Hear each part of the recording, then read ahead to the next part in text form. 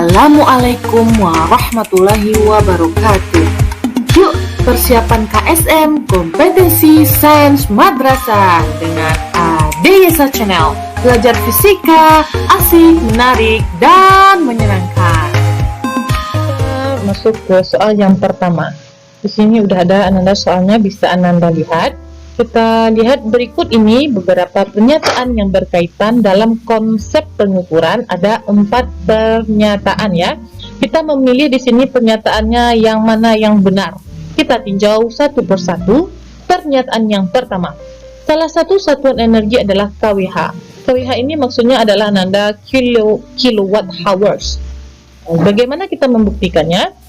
Rumus energi, kita ingat ya, persamaan energi itu diambil dari persamaan daya, yaitu P sama dengan E per T. Apa maksudnya ini? E ini adalah energi dibagi waktu. Kalau ingin mencari E, energi, persamaannya adalah E sama dengan P dikali T. Daya itu satuannya adalah kilowatt atau juga kadang-kadang watt. Kilo ini hanya menandakan ukurannya saja ya. Dan dikali T. T ini adalah waktu. Waktu itu bisa satuannya sekon, menit, dan juga jam. Jadi jam ini sama juga dengan hours ya, bahasa Inggrisnya. Jadi benar, satuan dari energi adalah kilowatt hours atau disebut juga kWh. Ini benar ya. Yang kedua, momen gaya dan kerja memiliki dimensi yang sama. Kerja ini juga sama, kita sebut juga dengan usaha ya. Kita ingat momen gaya.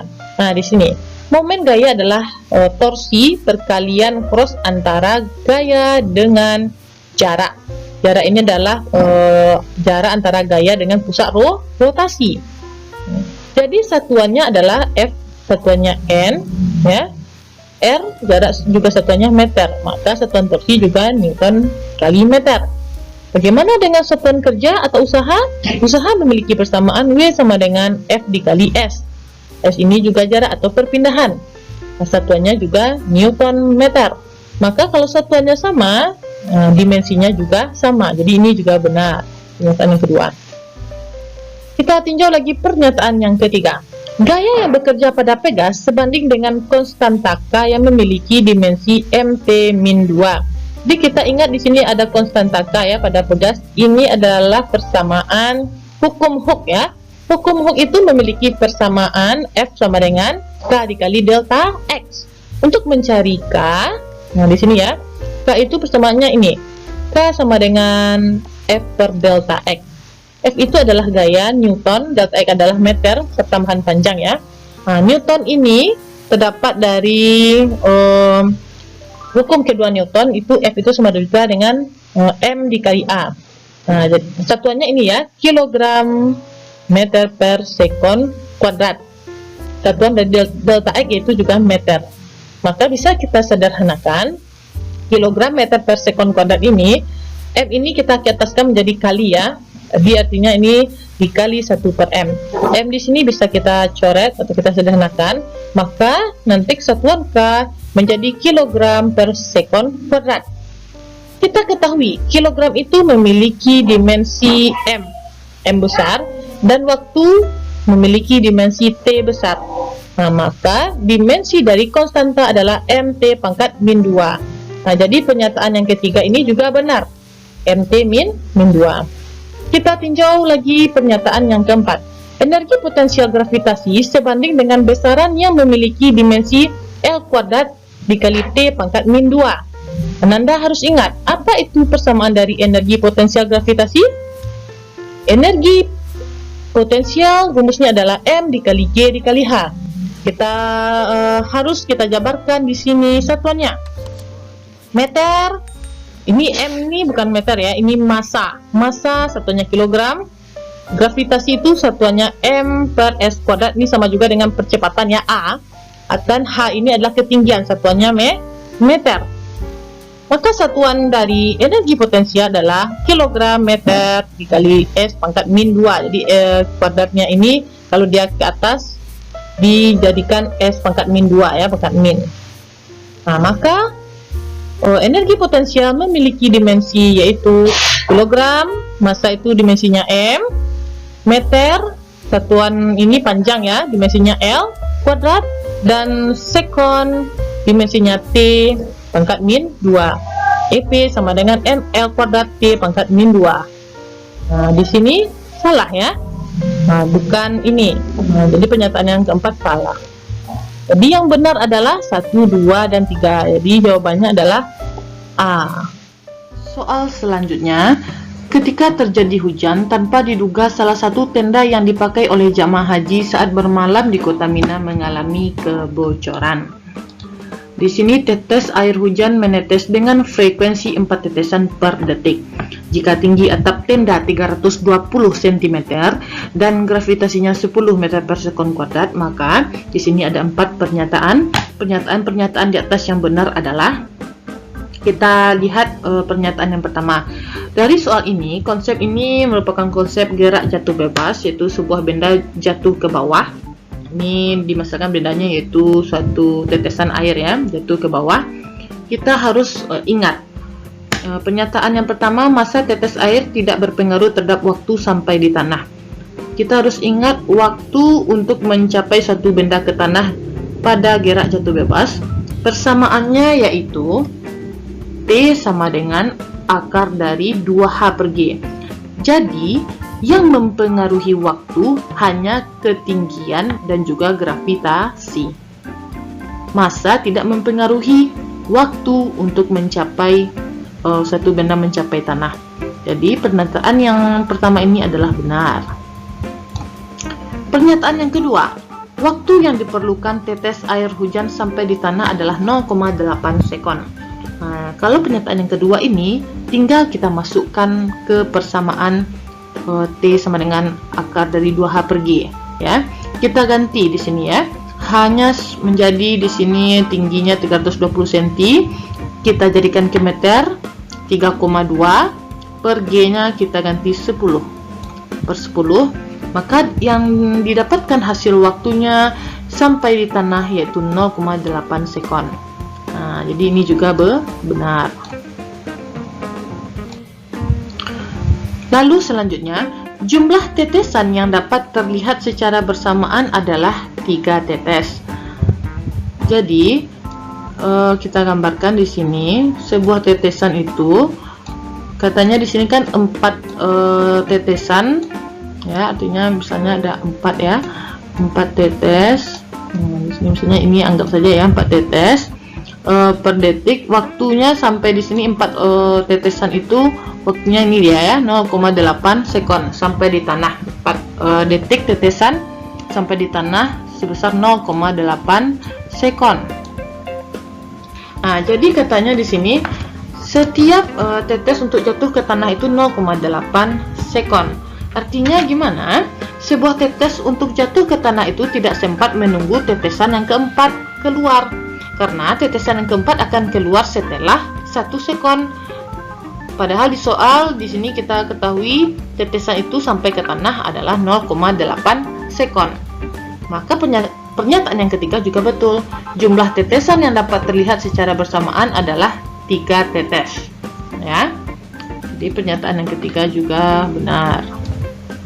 Pernyataan yang keempat, ukuran volume air hujan yang menetes semakin mengecil ketika semakin mendekati tanah.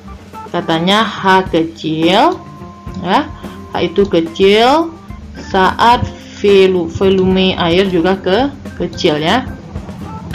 Kurang perjelas H-nya, ini H ya. H kecil, volume juga kecil. Ini konsep dari tekanan ya.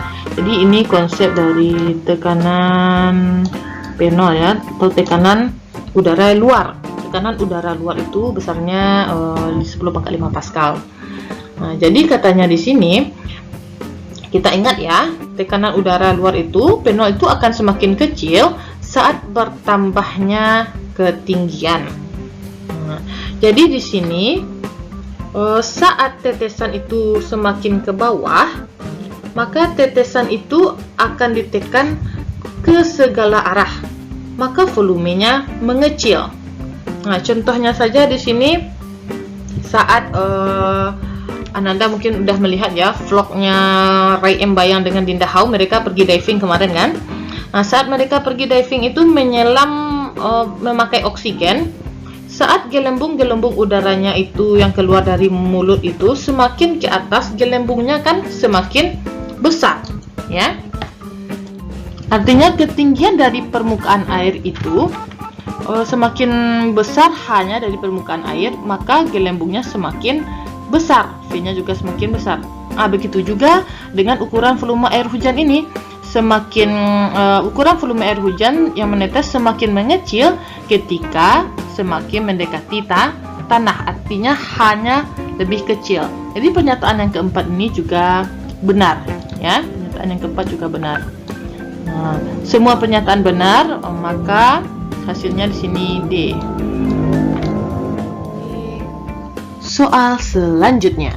Perhatikan data beberapa jenis logam yang digunakan sebagai tiang penyangga atap beton bangunan madrasah berikut ini. Di sini terdapat beberapa jenis logam, ada 4 ya. Diketahui juga di sini luas penampangnya, ada koefisien muai. Koefisien muai di sini adalah koefisien muai panjang, karena logam termasuk koefisien muai panjang yang dilambangkan dengan alfa. Dan juga di sini diketahui modulus yang. Berdasarkan data jenis logam di atas, jika kedua ujung tiang disemen dan kedua bagian ini benar-benar tak dapat bergerak, maka kontribusi gaya tekanan terkuat pada saat suhu lingkungan bertambah dilakukan oleh. Jadi ditanyanya di sini berapa kontribusi gaya tekan yang terkuat saat logam itu disemen. F yang lebih besar, F logam mana yang lebih besar di antara jenis logam yang keempat ini. Jadi di sini jika satu logam dipanaskan atau terkena perubahan suhu, maka logam tersebut mengalami pemuaian. Di sini adalah pemuaian panjang. Kita ingat rumus gaya yang menghubungkan dengan luas penampang, koefisien muai dan juga modulus yang. Terdapat di sini ada dua konsep, tidak pemuaian saja, juga diketahui di sini modulus yang. Juga terdapat apa hubungan gaya dengan modulus yang. Jadi coba kita tinjau satu persatu ya. Jadi persamaan antara dua persamaan itu nantinya kita gabungkan. Nah, kita tinjau terlebih dahulu konsep dari pemuaian panjang. Pemuaian panjang persamaannya Ananda ingat di sini ya, udah belajar pada saat materi suhu dan kalor. Delta L sama dengan L0 dikali alfa dikali delta T. Lalu apa hubungannya dengan gaya? Gaya kita ingat konsep modulus yang ya. Modulus yang itu mempunyai persamaan E sama dengan F dikali L0 per A dikali delta T. Karena di sini ditanya gaya mana yang lebih besar antara jenis logam di atas, ditanya F. Maka kita buat persamaan ini menjadi F sama dengan E dikali A dikali delta L per L0. Ini dia ya. Lalu apa hubungan persamaan F ini dengan konsep pemuaian? Di sini ada variabel, di F ini ada variabel delta L per L0 ya. Nah, di konsep pemuaian juga ada delta L dan juga L0. Delta L per L0 ini sama artinya juga dengan ini dia ya. F sama dengan E dikali A, delta F per L0 ini sama artinya juga dengan alfa dikali delta T. Maka hubungan gaya dengan variabel-variabel ini sebanding semuanya. Bagaimana dengan delta T-nya? Suhunya. Di sini dikatakan berapa kontribusi gaya tekan terkuat pada saat suhu lingkungan bertambah.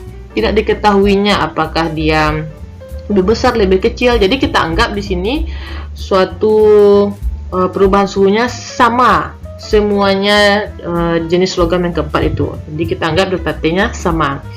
Jadi tinggal Ananda kalikan F sama dengan E-nya kita masukkan nanti, misalnya logam jenis logam yang pertama, berapa E-nya? Masukkan E-nya yaitu modulus yang-nya di sini ya, 2 kali 10 pangkat 11.